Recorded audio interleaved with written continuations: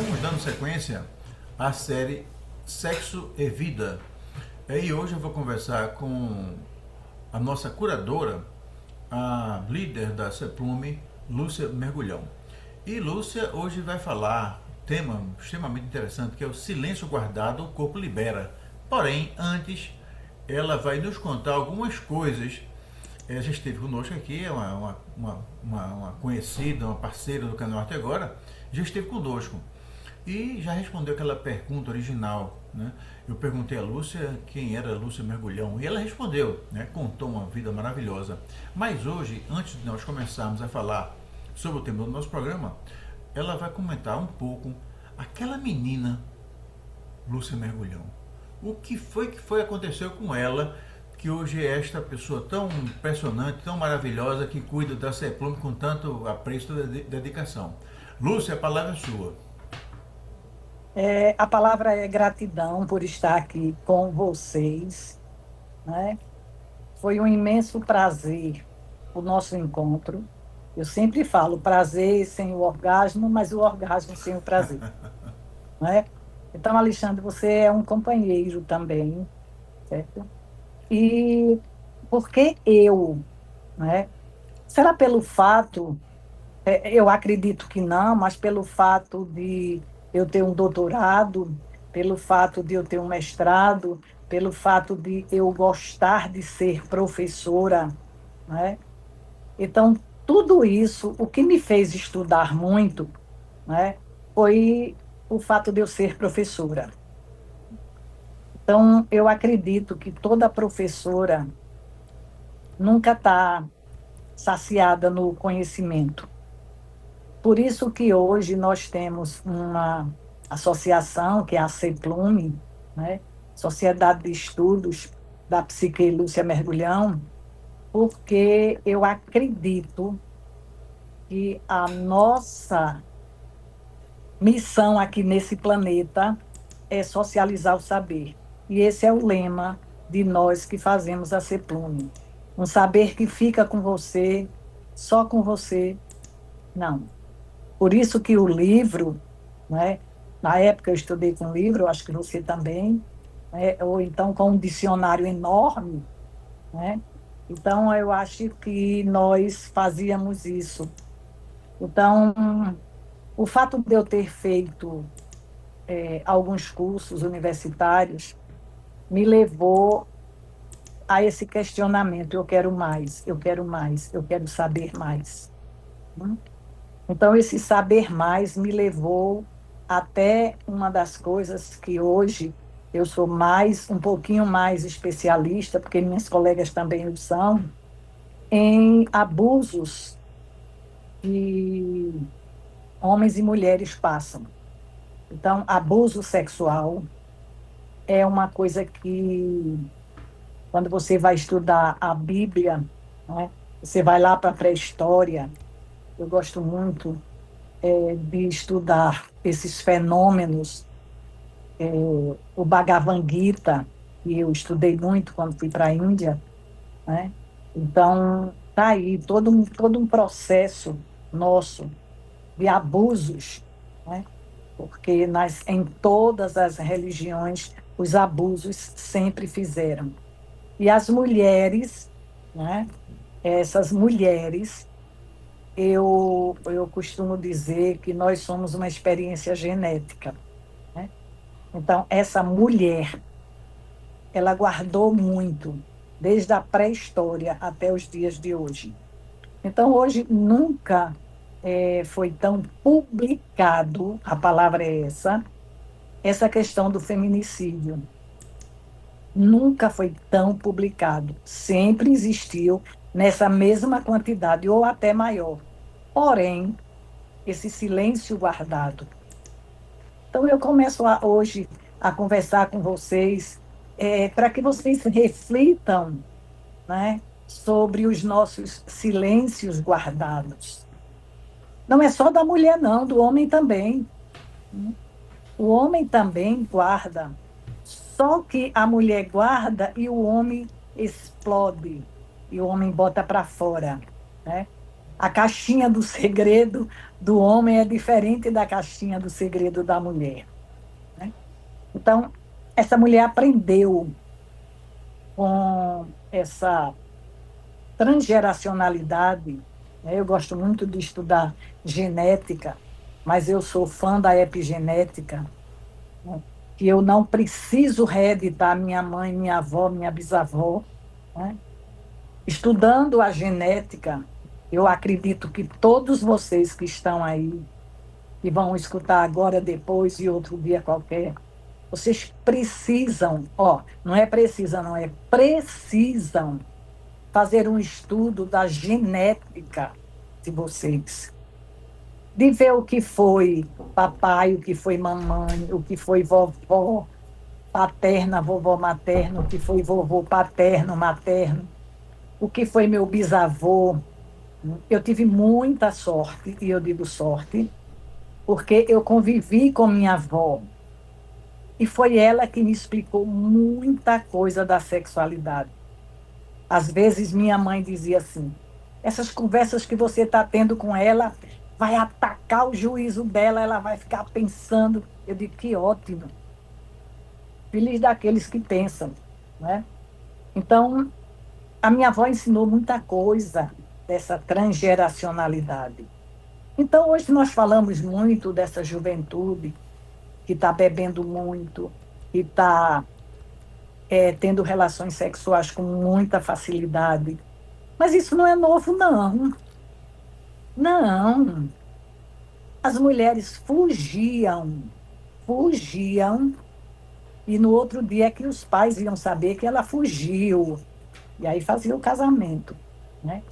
Eu tenho um primo, e ele não está mais aqui conosco, mas ele foi obrigado a casar, e quando ele saiu da igreja, ele disse à mãe da mulher que ele casou: cumpri minha obrigação. Foi para um lado e ela foi para o outro.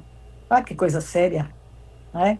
Então, nós temos aí muitos filhos que nem são filhos do pai, nem são filhos da mãe.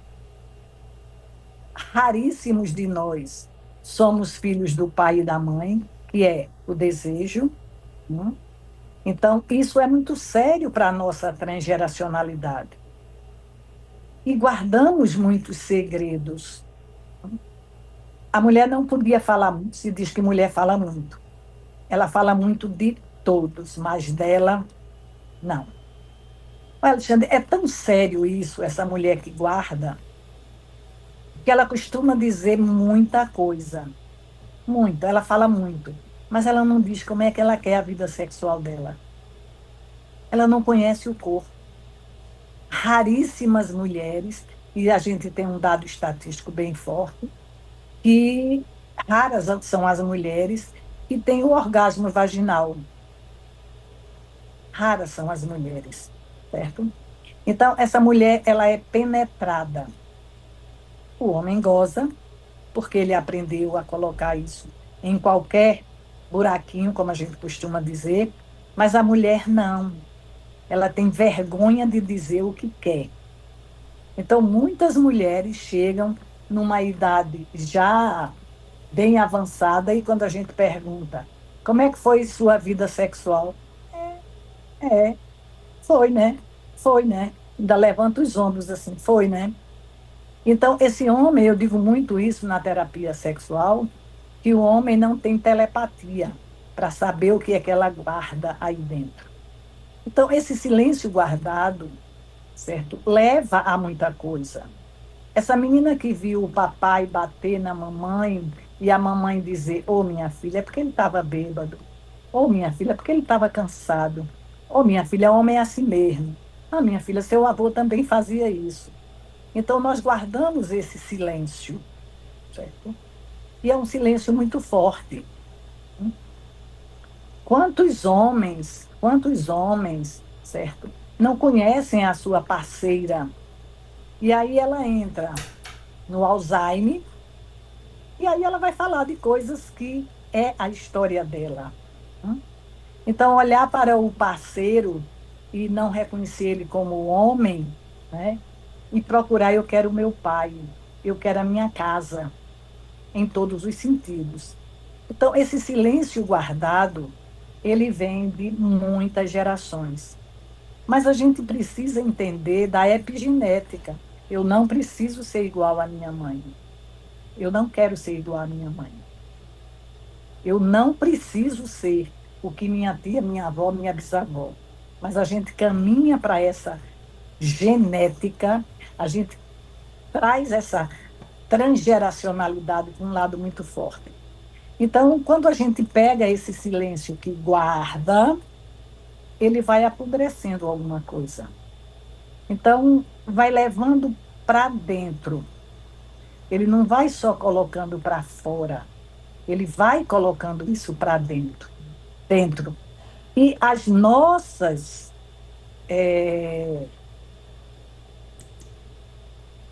células respondem, as nossas células não conseguem guardar essa dor. E aí vamos adoecendo. A quantidade de câncer em mulheres é um pouquinho mais alto do que o câncer da próstata no homem. A quantidade de mulheres com câncer de mama, por que da mama? O que é a função da mama? Onde é que fica esse coração? Onde é que ela faz esse processo da amamentação? Porque essa zona é uma zona erógena. Então, quando a gente vai buscar esse corpo liberando esse processo do adoecer. E o homem, ele vai também tendo câncer, não estou dizendo que ele não tenha, não, mas você vê um homem com câncer de mama, é raro, certo? Mas a mulher não. Então, esse silêncio guardado vai para alguma parte do corpo. Hum? Então, o corpo termina liberando. E aí nós entramos no que eu estudei durante esses 40 anos, né? A questão da psicanálise. Então, eu lembro que fazendo um curso em São Paulo de hipnose, e aí nós víamos essa quantidade enorme, e esse curso foi com Fábio Puentes, eu acho que você lembra daquele, ele aparecia na televisão, e dava uma cebola e você comia como se fosse uma maçã. Você dava aquela dentada, certo? E dizia que é a maçã. Então, no curso a gente dizia que o professor da gente era da maçã ou da cebola, né? Então, o corpo ele vai liberando isso. E eu estudei muito a questão da psicanálise para primeiro me entender. Até porque na CEPLUME a gente tem isso, né? Cuidar dos cuidadores. Alguém precisa cuidar de mim para que eu possa cuidar do outro. É muito bonito. Eu não preciso. Quem é que não precisa liberar? Quem é que não precisa botar para fora angústias, dores? Ah, mas eu sempre costumo dizer, Alexandre, que só os fortes choram. Por quê? Porque quando a menina chora, é o quê? Você tem filhas? Não, não tem não. Uhum. Pronto. Você já viu menina chorando, né? O que é que dizem da menina chorando? Bom, a depender de como seja o choro, é uma coisa até. Uhum. Não, é porque também existe o choro do desespero. Esse é terrível em qualquer um, né? Existe aquele Isso. choro mais delicado, mais silencioso, ele é até bonitinho. Essa menina chora à toa. Essa menina chora porque está alegre, chora porque está triste, chora, chora. Certo? Então, esse choro, eu costumo dizer que só os fortes choram. Porque quando você entende como é que o corpo produz isso, tá? A lágrima, ela não está aqui, ela brota e ela vem para que você bote para fora. Né? Então, isso é um processo muito forte. E aí você vai entendendo que eu guardo, eu engulo o choro, porque a minha mãe, a minha avó, a minha professora disse tudo isso. Hum. Eu vi essa semana uma pessoa falar da professora dela, né? Meu Deus, aquilo era uma tortura. E aí eu lembrei, né? E a professora de hoje, ela é um pouco melhor do que a professora de ontem, certo? Mas ela precisa, certo? Eu entendi isso com muito pouco tempo, certo? Que essa mudança, ela não acontece, uau! Não, ela não acontece assim. Ela acontece devagar. Então, esse silêncio guardado, ele é uma caixinha que ela vai ficar velha, e ela vai explodir, e ela vai abrir, certo? Então, esse corpo, ele é fantástico, certo? Quando a gente estuda esse corpo, a gente vê qual forte e frágil ele é, tanto forte quanto frágil. Na infância, a gente libera uma fragilidade, certo? E que a gente, depois disso, dessa fragilidade, nós nos tornamos fortes, poderosos, certo? E o tempo vai passando e parece que a gente retoma aquele lado da dependência, certo? A gente já não tem mais aquilo tanto quanto. Eu lembro de uma última vez que eu gosto muito de ir para a África, eu acho que a África é minha paixão. E aí uma amiga minha disse, e tu vai sozinha, é? Aí eu olhei para ela e disse, como eu posso ir sozinha? Mais de 200 pessoas dentro de um avião. Quando eu saio de lá, mais de 1.000 pessoas na alfândega. Quando eu vou para um hotel, mais de 200, 300 pessoas. Como é que eu estou só? As pessoas têm medo de ficar com você. E na velhice, isso vai acontecendo. Nós temos medo de ficar só. E aí esse corpo começa a liberar, certo? Ele libera muita coisa, porque a gente está com medo. Aquele medo da infância, ele foi guardado, guardado, guardado, e aí ele chegou na velhice, e aí ele vem e volta novamente. Você não, você ainda está novo, só tem esses cabelinhos brancos, mas isso aí é um detalhe, certo? Então, olha para como o teu corpo libera isso. E aí, gente, nós temos aí essa saúde física, né? E temos essa saúde mental. As pessoas olham para você, ah, você está maravilhosa. Ninguém sabe como é que está essa saúde mental, né? Você entrevista muita gente e eu costumo assistir, né, os seus programas e observa a quantidade de gente jovem que está nos teus programas e as pessoas que estão numa idade de mais experiência, certo? Então, essa geração de hoje, ela tudo é muito rápido, né? E nós estamos passando por o processo de aceleramento do planeta, certo? Então, a gente procura, em lugar da gente procurar alguém para que nos escute, porque quando eu estou falando, eu também me escuto, né? Eu digo muito isso aos alunos de psicanálise, nós aprendemos muito com o paciente. Por isso que ele é paciente.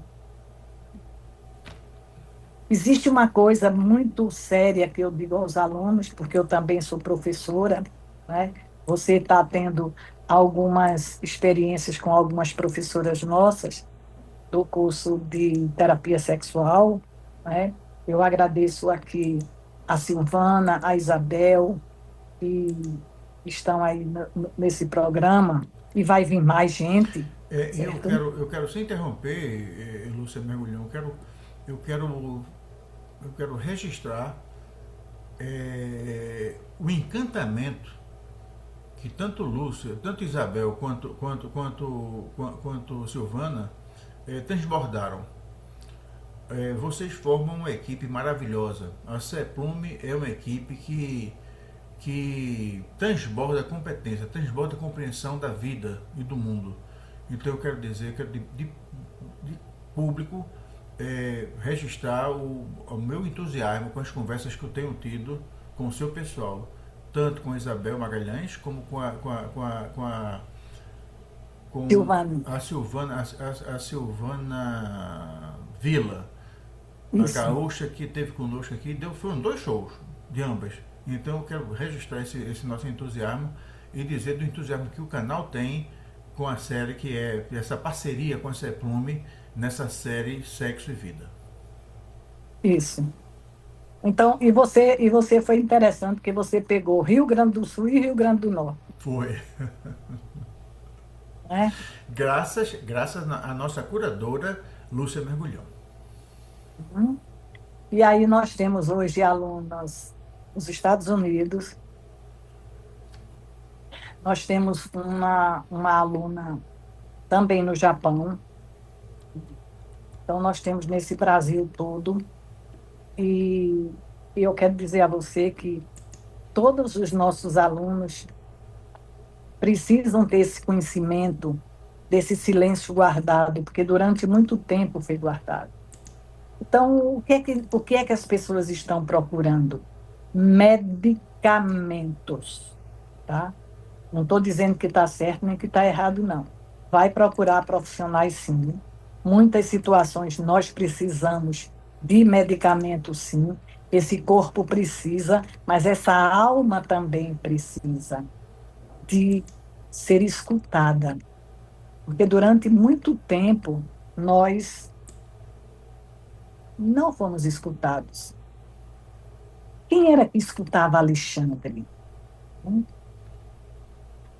A mãe dizia: "Ô meu filho, agora eu não tenho tempo." O pai dizia: "Lá vem tu com essas besteiras." Certo? Mas porque eles aprenderam assim? Eles não têm culpa, porque eles aprenderam a passar por esse processo. Então, esse corpo precisa de medicamentos, sim, mas precisa também de trabalhar essa alma, de trabalhar essas dores guardadas, esse silêncio que vai apodrecendo esse corpo. Então, nosso objetivo hoje é de mostrar que essas mulheres não precisam guardar. Quando você escuta, né, questão do feminicídio, nunca acontece assim. Eu chego e dou um tapa. Não, certo? Eu começo com agressividades, certo? Dizendo: você já está velha, você é gorda, você é magra, você é feia, você. Então, sempre começa com a voz falando. Mas por que esse homem faz isso? Tá? Porque ele aprendeu em algum lugar assim. E a nossa maior escola é a casa, né? Eu escutei ontem uma entrevista e a entrevistadora perguntando: seu pai fazia isso com sua mãe? Certo? Então, nós tínhamos esse processo de muita agressividade do pai, né? Quando eu comecei a falar com você, eu disse: "Ô, minha filha, tenha calma, é porque seu pai bebeu. Ô, minha filha, tenha calma, meu filho, tenha calma, seu pai é assim mesmo." Sempre foi assim, igual seu avô, seu bisavô. Então, a gente precisa ver que esse nosso corpo está liberando isso. Não é que o homem precise matar, né? Mas você precisa entender a história desse homem. Eu tinha ele era promotor, e eu dizia a ele: "Olha, doutor fulano, tudo bem, a lei tem que ser do jeito que está. Mas se você prende uma pessoa dessa, ou um abusador, depois ele vai sair, vai, tá. E aí? Quando eu atendo abusadores, e que você vai buscar a história dele, né? Por quê? Porque a mulher que é abusada, ela é explorada. E quando o menino é abusado, o que é que o abusador diz? Eu estou lhe ensinando a ser homem. Né? Então, muitos homens passam por abusos, sim, mas esse silêncio está guardado. E aí, a coisa mais fácil que tem é o quê? Nós reeditarmos. Certo? Então, eu faço questão de falar isso, que a gente não precisa reeditar as nossas dores, enquanto eu não souber que eu estou fazendo aquilo mesmo que alguém fez comigo. É, um dos casos, quando eu estava no doutorado, né, de uma jovem que ela, em 3 meses, ela engordou 35 quilos, quase 10 quilos por mês. Certo? E aí, por quê? Porque ela tinha certeza que se ela tivesse gorda, o titio não ia querer ela, porque o titio sempre falava que ela era a menina mais bem feita e que isso estava estimulando ele a fazer isso e aquilo outro. Então, o corpo falou, o corpo liberou, e esse silêncio foi extrapolado, porque ela morava num país dos Estados Unidos, né? Não, não vou citar o nome da cidade, mas ela surtou na escola. E a escola procurou todos os meios. Então, quando eu escuto essas coisas, e aí eles disseram, na hora que ele chegar e o avião parar em qualquer lugar dos Estados Unidos, ele será preso. Tudo bem, eu acho que a lei tem que fazer isso mesmo. Agora, se eu não cuido desse ser, eu tenho que cuidar dos dois. Quem foi abusado e quem é o abusador. Porque senão ele vai sair dali e vai reeditar. Muito não, é muitíssimo aquele que não faz novamente aquilo que passou ali. Então, esse corpo guarda esse silêncio. Né? Esse corpo libera de qualquer maneira. Então, nós precisamos ter o cuidado, e a palavra é essa mesmo, o cuidado com a nossa saúde física. Eu sempre digo aos meus pacientes, vai fazer uma atividade física, vai fazer. Eu faço pilates 3 vezes por semana, certo? Vou aumentar, tá? Vou fazer 4 vezes por semana. Agora, não é só o corpo, eu também preciso cuidar da minha mente, porque eu digo aos alunos, sabe, Alexandre, que a mente mente, né? Eu vi ontem uma- um vídeo que mandaram para mim, o rapaz dizendo assim: eu sou muito feliz, eu não tenho problemas. E a cabeça dizendo: não é isso que tu está dizendo. Né? Então, eu sou muito feliz. Ou, eu não tenho problema nenhum. E a cabeça dizendo: tu tem, certo? Então, é só observar as mãos, como é que se posicionam, certo? É a cabeça, é o olhar. Então, como eu sou freudiana, e às vezes assim, mas você é freudiana, mas Freud atendia de lado. Sim, Freud teve um câncer, que fez 33 cirurgias, tá? Um câncer, e ele usava muito o, o cigarro não, né? Ele usava muito o charuto, porque diminuía o cheiro que ele sentia do próprio corpo dele, né?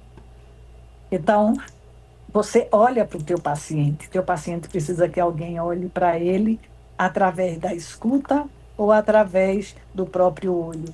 Então, o corpo fala. Você está bem, aí você diz, estou. e a cabeça dizendo que não. Então, esse corpo libera isso. E como ele libera, nós sabemos que a gente precisa ver, ver e olhar. Eu posso ver um bocado de coisa. Eu não estou, tá? Então, esse olhar tem que ser um olhar mais específico. Olha a criança. A mãe viu a criança, mas não viu o que ela estava fazendo. Ah, você viu fulano? Vi. Como é que ela está? Está bem. E a criança não está bem. Quantas vezes Alexandre guardou e alguém perguntou assim, como é que foi teu dia? Ah, foi ótimo. Ah, meu dia foi ótimo. E a cabeça não foi não, foi não. Uhum, foi não. Mas por que que ele não podia dizer que o dia não foi bom? Para que as pessoas não pudessem julgá-lo. E nós temos medo do julgamento, certo? Muito medo de ser julgado. E de onde é que vem esse medo de ser julgado? Vem da nossa história. Eu não posso dizer a verdade. Então, às vezes a mulher diz a verdade, mas como é que você escuta a verdade do outro? A verdade é do outro, certo? A verdade é do outro, não é sua. Então, presta atenção nisso. O que é que eu estou fazendo? Eu estou sendo julgado. O gado mesmo, tá? Eu estou sendo julgado, certo? É assim que a gente vê a história, certo? É esse silêncio que está guardado. Eu tenho medo de ser julgado. E quem não tem medo de ser julgado, certo? Nós temos tanto medo de ser julgado, né? Que a gente tem medo do juiz, né? A gente tem medo do delegado. A gente tem medo dessas chamadas autoridades. A gente tem medo da escola. A gente tem medo do professor. Então, veja como é interessante. É esse medo, né? De onde é que ele está, certo? Esse medo está tão guardado. Coitado do juiz. O juiz só diz o que está na lei, né?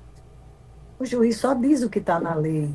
Ele não está julgando. Ele está dizendo o que o júri resolveu, né? Mas nós temos medo do delegado, temos medo do policial, temos um monte de medos na vida da gente, né? Dia desse eu fui conversar com um policial, desceu a gente estava conversando, tinha nada a ver, e passou muita gente. O que foi? O que foi? Eu só estava conversando com ele, hum? Perguntando como é que estava a irmã dele, que eu conheço, né? Como é que estava a mãe, e as pessoas passando, eu estava conversando com um policial para ir. É bronca, é alguma coisa.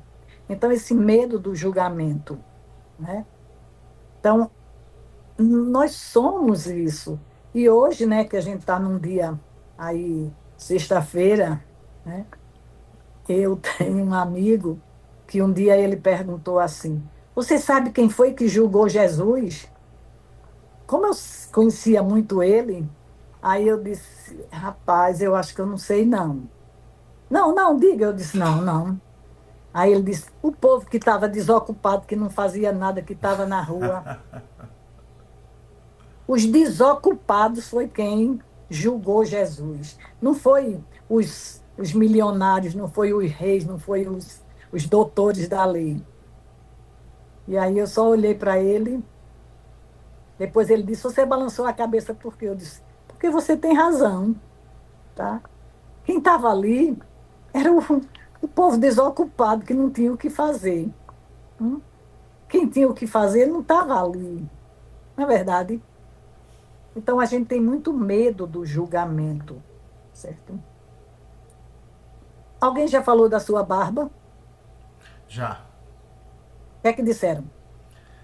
Ah, olha, a rigor, viu, Lúcia, eu não sou muito chegado a. a essas coisas não. Fala da barba. Se fosse falar de um texto que eu escrevo, de um livro que eu publiquei, eu presto muita atenção. Mas com relação à barba, a cor do cabelo, eu não sou muito chegado a esse tipo de fofoca, não. Porque a pergunta é, o que, é que a pessoa tem a ver com isso? Né? Não compra o shampoo que eu passo na barba. Não vai pagar o barbeiro se é que um dia eu vá precisar dele.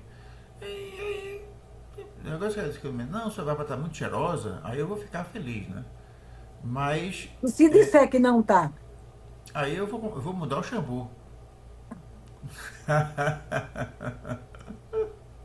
Porque as pessoas também falam da cor do meu cabelo, Seu né? cabelo é lindo, seu cabelo é lindo.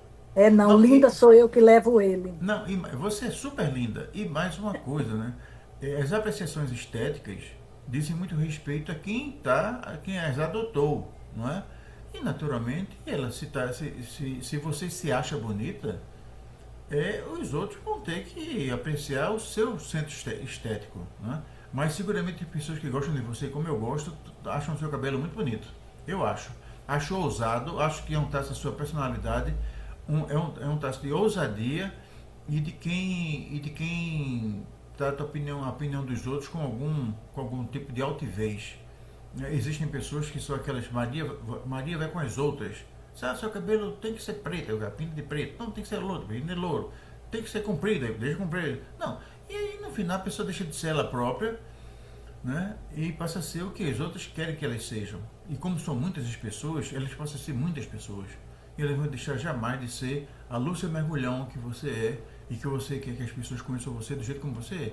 E é isso que talvez seja um traço, Lúcia, que traz você uma pessoa ímpar, uma pessoa que faz opinião pública, uma pessoa que faz de você a curadora, não só da Ceplume, fundadora e curadora da Ceplume, mas também idealizadora e curadora da série Sexo e Vida.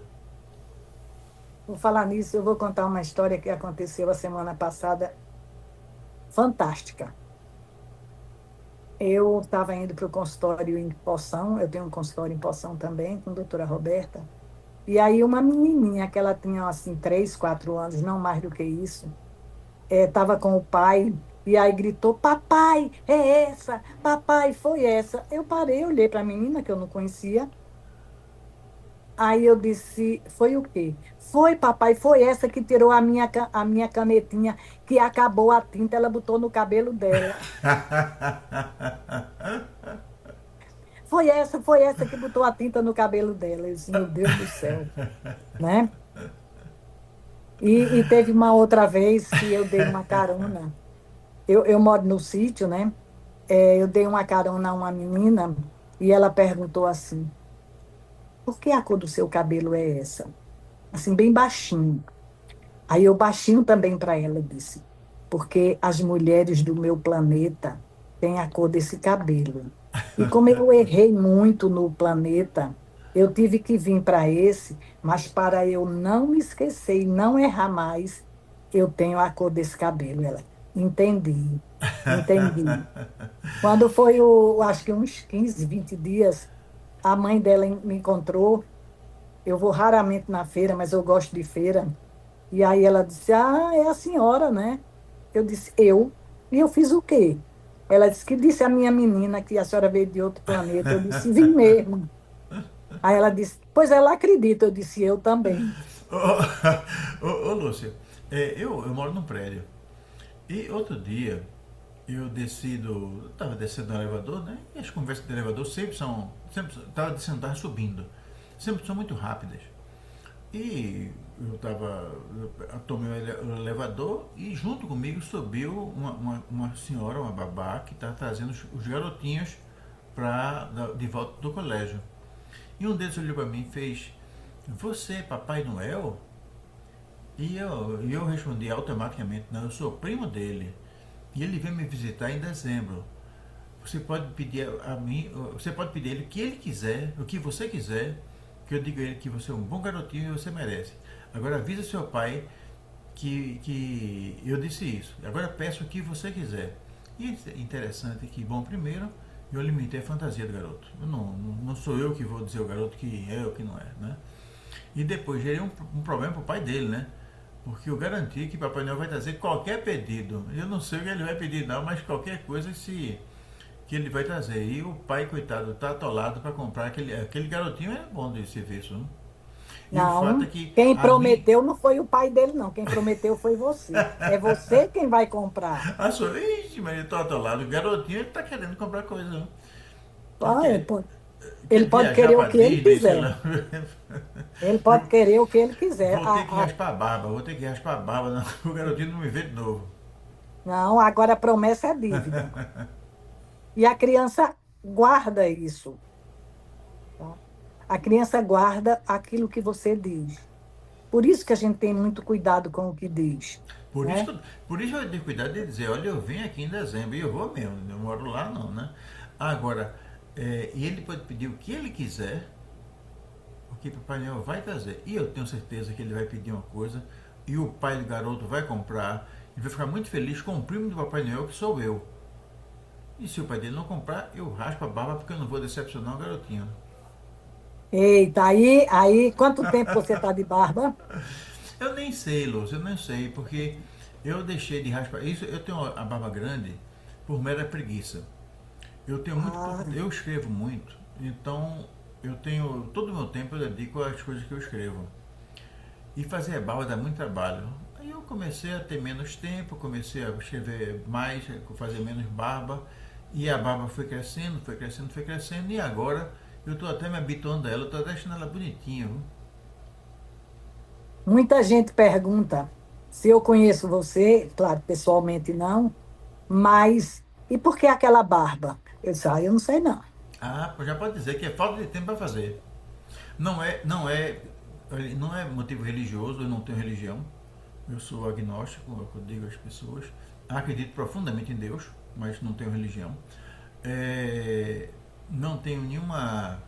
Não imito ninguém, não faço tipo, não faço a barba para fotografar melhor, nem fotografar pior. E não faço porque não faço. E agora, se alguém está pensando que eu passo shampoo na barba, toda vez que eu tomo banho 3 vezes no dia, eu passo shampoo na cabeça, shampoo na barba, ela está sempre cheirosinha e bonitinha. Viu? Pode dizer às pessoas que elas podem ficar tranquilas porque a minha barba é uma barba cheirosa. Olha, tá vendo? Então, você fala dos seus livros, você escreve sobre o quê? Eu estou Olha, fazendo a entrevista agora com você, não, viu? mas eu gosto muito de falar sobre as coisas. É o seguinte, todo mundo sabe que eu sou engenheiro. E sou engenheiro que gosta de coisas que não são de engenharia, aparentemente nem de forma direta. E eu comecei a escrever muito no começo. Meu primeiro livro é um livro de sociologia, um livro chamado O Retirante, que trata do problema migratório. Ele foi escrito num tempo que os nordestinos iam para o Eldorado, que era São Paulo. E aquele meu primeiro livro, O Retirante, ele tratava que a migração é um jogo de soma menor do que zero, que todos perdem. Perdem a origem, né, porque perdeu o convívio com aquela pessoa, perde o próprio migrante, né, porque se afasta do convívio das pessoas que ele gosta, né, dos vizinhos, dos parentes, perde a região que o acolhe, porque ele não chega sozinho, ele chega com a carga de necessidades sociais, lazer, cultura, enfim. E nem sempre a região que o acolhe pode oferecer isso a ele. Então é um jogo de soma menor que zero e que só alguns se beneficiam. E esses naturalmente são aqueles que o exploram quase como se fosse um escravo. Na sequência eu escrevi um outro livro aí já de economia chamado A Inevitável Primavera, que fala de algo que é uma revolução política e social que acho que vai ocorrer e vai implantar na Terra um mundo semelhante àquele que prevalece no paraíso. E eu comecei a escrever muitos livros, né? Escrevi muito sobre administração, muito sobre economia. E, e depois eu cansei de escrever esses livros e passei a escrever romance. Então hoje na literatura eu sou aquele que se chama de romancista. Eu escrevo textos de ficção, são narrativas longas, com muitos personagens, muitos cenários. E quando eu passar da idade, né? Esses são livros muito longos. Meus livros têm 400, 500 páginas, não são livros pequenos. E aí eu comecei a ficar com medo de começar algum romance e não terminar. E nada é pior do que um escritor, só tem coisa pior do que um livro inacabado, só um livro que não foi lido. Não, é um tormento para o escritor escrever e ninguém lê, né? Mas o livro não, o livro inacabado também é muito ruim. Então eu comecei a escrever coisas mais curtas e comecei a escrever contos. Contos também não fica no mundo ficcional, mas é uma narrativa muito curta. Mas fora isso, muita crônica. Crônica se baseia, não é ficção, não é uma peça de ficção. Normalmente é uma peça que trata da conjuntura, embora a crônica pode se referir a qualquer coisa, né? Mas o fato é que todos os dias eu escrevo e publico uma crônica, dou sequência a algum conto e fui convencido pelo meu filho Guilherme que eu podia começar um novo romance, que eu iria terminá-lo. E aí comecei a escrever um romance que tinha um título original de A Guerra do Fim do Mundo, e a minha amiga acadêmica Flávia Suassuna sugeriu que eu mudasse para A Outra Guerra do Fim do Mundo. E hoje em dia o livro que está em andamento, esse romance, é Outra Guerra do Fim do Mundo, que eu espero terminar nos próximos 3 ou 4 meses. Legal. É, você falando, né, dos imigrantes, Parecis dizia que São Paulo era a terra dos doidos, né? Tem razão, tem Você razão. endoida para ir, depois você endoida para voltar. Não, interessante, viu? Eu tenho muitos amigos. Graças a Deus tenho muitos amigos. E outro dia, a pessoa que faz a vigilância aqui no condomínio que eu estou em Gravatar demonstrou uma certa angústia. E eu perguntei a ele, seu Lourenço, o senhor está angustiado por quê? E ele me disse que ele estava com um irmão, tinha endoidado para viajar para São Paulo e estava endoidando para voltar para o Recife. E não tinha condições, né? E o fato é que nós fizemos uma cota para pagar o retorno do irmão do Sr. Lourenço para o Recife, que ele estava endoidando para voltar para o Recife. Então, é muito boa a definição. E São Paulo é um lugar, eu tenho muitos amigos paulistas, alguns parceiros do canal até agora, inclusive, mas é uma terra meio complicada, não? Eu sei. É. E eu lembro que quando eu estava em Brasília, a gente estava até conversando, na época, Roberto Freire, né? A gente estava conversando e um cara disse assim, show nordestino. E eu lembro que teve essa conversa de uma pessoa que disse, se Brasília tivesse, desde a sua pré-construção, show nordestino, Brasília não estaria aqui hoje. Nem em Brasília, nem em nenhum canto do Brasil. Não, eu estou dizendo show nordestino, né? E aí tinha uma pessoa que trabalhava na Petrobras e disse, e lá também. Então, o nordestino, nesse você chama de imigrante, né? Nós recebemos muitos holandeses que vieram para aqui. Né? Eles não ficaram, não pegaram o navio e foram embora, não. Eles entraram desse sertão adentro. Né? E aqui na minha cidade mesmo, quando eu fazia, durante 25 anos, eu fiz o Natal, né, com Papai Noel, viu? Então, a gente encontrava crianças louríssimas do olho azul, não era verde, não, azul. Ainda hoje nós temos esses descendentes de holandeses aqui. Que a grande realidade, viu, Lúcia, é que os holandeses que retornaram eram as pessoas da elite, né? Sim, sim. Os militares, os que pertenciam vamos dizer assim, a baixa administração, eles não tiveram a chance de retornar. E na realidade constituíram família e ficaram aqui, né? Enfim, o Brasil é um país que tem uma formação, a nossa formação é uma formação assim muito multinacional. Nós temos, graças a Deus, um sangue que no nosso sangue tem de tudo. né? Não é à toa que o passaporte do brasileiro, quando é roubado, é tão valioso para os falsários. Porque no Brasil tem japonês, tem crioulo, tem índio, tem cafuso, tem branco, tem europeu, tem tudo aqui. E a gente faz um mix muito interessante, muito agradável. A nossa cortesia, né, que é maior entre os nordestinos do que no resto do país, mas que tem influência na nossa arquitetura, na arquitetura das casas com grandes varandas. Tudo isso faz parte um pouquinho do nordestino. E eu fico assim, eu sou nordestino, sou pernambucano da gema, gosto muito de ser pernambucano e acho que o pernambucano, se ele é um pouco cínico, porque nós é como se a gente se bastasse, né? A gente tem o cara assim, não, tudo bem, nós, é isso mesmo, somos pernambucano, e a gente mostra com orgulho a nossa bandeira, com orgulho o nosso sotaque, com orgulho os nossos sabores, as nossas cores, enfim, é uma beleza. Eu sou apaixonado por Pernambuco. Agora, no Canorte agora, eu tenho a sorte de, em sendo pernambucano, conhecer outros pernambucanos, como o Lúcio Varejão, o Lúcio Mergulhão, outros Ele tem pernambucanos. Varejão também, a família Varejão, eu Já gosto teve muito. aqui, Paulo. teve aqui no canal, por isso que eu confundi agora. O Lucilo Varejão, que é o presidente da Academia Pernambucana de Letras, já esteve aqui conosco. Então, são duas famílias muito interessantes aqui, né? Que o Varejão e o Mergulhão, ambos já são parceiros do canal. Só que a Lúcia Mergulhão é mais parceira do que o Lucilo. O Lucilo vem aqui de vez em quando dar uma entrevista.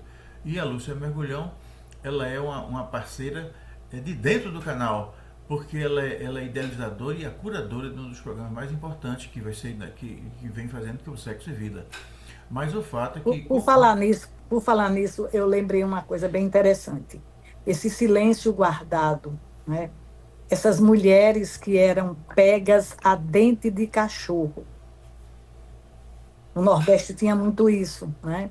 O europeu passava, gostava daquela mulher, e independente se ela tivesse a origem que tivesse, ele gostava e mandava os pobres dos cachorros pegar, e essas mulheres guardavam esse silêncio. Né? Como as mulheres também, que estavam na época da colonização, essas mulheres que eram escolhidas pelos senhores, né? E elas guardavam também esse silêncio de quem é esse filho. Né? Mas só que as senhoras desses homens que iam buscar essas negras, né? E as negras, elas eram muito olhadas por esses homens pelo aquele corpo saradão, né? Elas faziam a atividade física delas era limpar mato, era cortar. Então elas eram aquela mulher da bunda lá em cima, porque a africana tem isso, né? A africana tem uma bunda enorme e essa bunda é bem durinha, certo? Então, esse homem nosso ficava enlouquecido pelaquele corpo. E ele ia atrás dessas mulheres, né?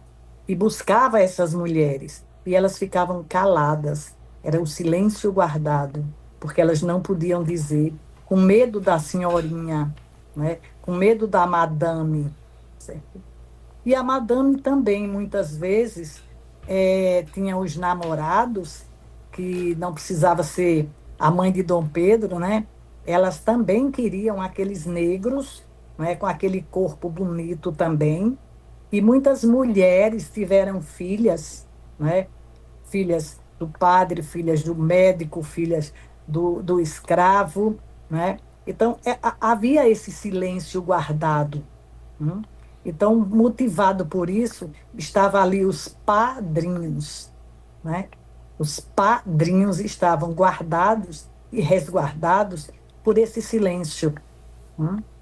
Então, quando nós conversamos, né, eu conversei com você numa outra entrevista, né, da que a gente falou da prostituição, né? Então, não estou dizendo que essas mulheres foram prostitutas, mas essas mulheres guardavam o silêncio. não, Lúcia, uma coisa interessante é as coisas que nós ouvimos de pessoas inteligentes e observadores como você, elas têm imediatamente um rebatimento na sociedade. Eu devo lembrar, por exemplo, que há pouco mais de 10, 15 dias, num episódio na CPI do INSS, o relator da CPI, um deputado alagoano chamado Alfredo Gaspar, foi denunciado como sendo um abusador de menores.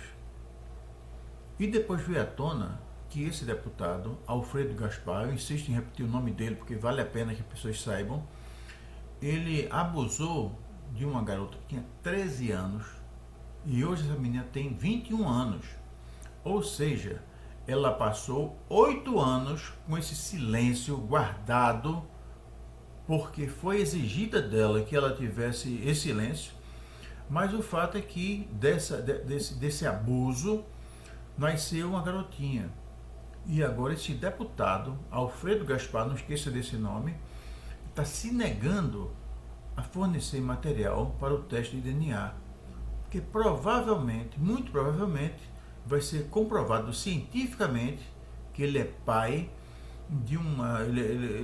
existe essa relação criminosa dele com essa menina de 13 anos, gerou um filho, um fruto.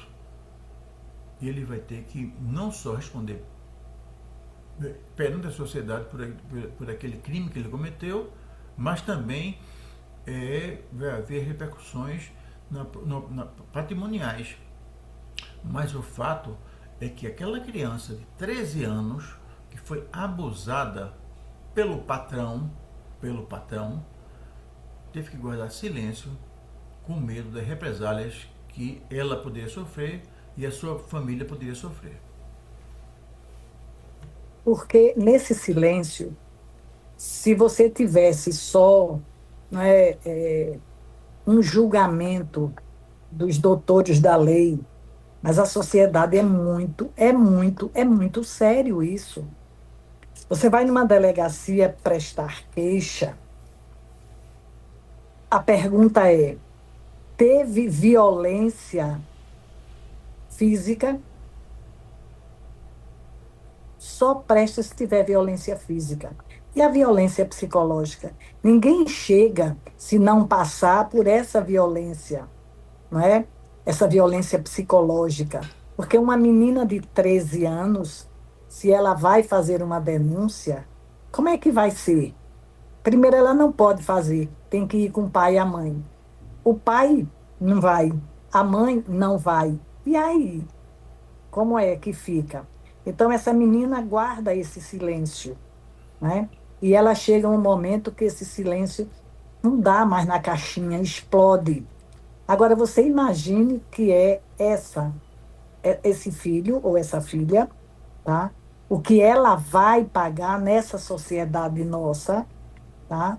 É a filha de fulano. Ah, você foi a do estupro. Ah, você foi isso. Gente, tem que ter um cuidado muito grande com essa criança. Eu não estou falando essa menina de 13 anos. Eu estou falando com esse filho. Né? Esse filho que não foi desejado.